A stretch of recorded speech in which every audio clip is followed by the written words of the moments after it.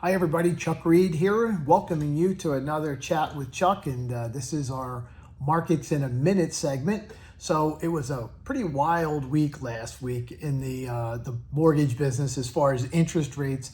So the Fed had their meeting and they maintained their current policy rate in November without any changes.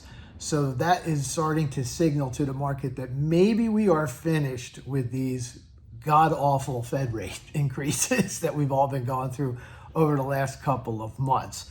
But despite the booming economy, the consumer confidence dropped now for the third straight month in a row.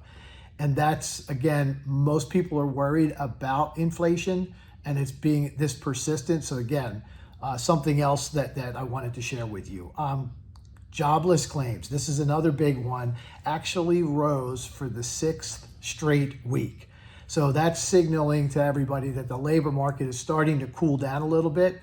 However, job opening data showed layoffs at a 9-month low. So again, what that means is that the economy is starting to slow down, which is what the Fed was trying to do. And so employers are not hiring people at this point.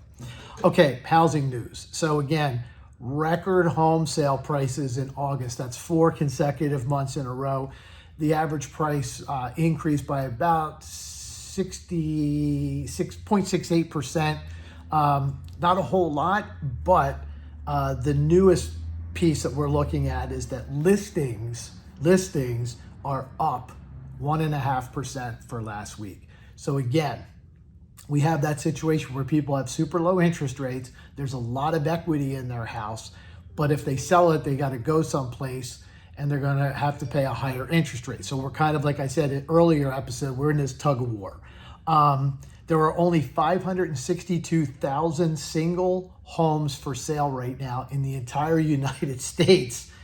And that is way less than what we need it to be. So we still have that situation where people are building houses because of that, instead of just waiting to buy an existing home. So rates over the last week, over the last 30-year average, finally fell below 8%, right? So they closed at about 7.875% last time. The last time rates were under 8% was actually October 15th.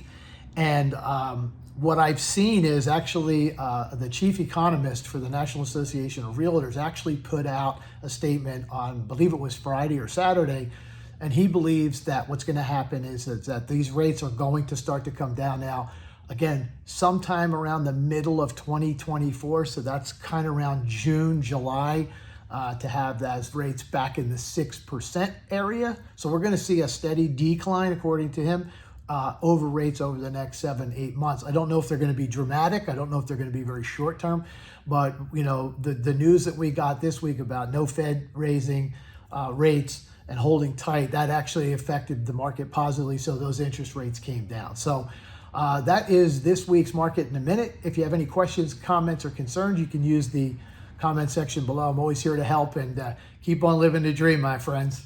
Thanks.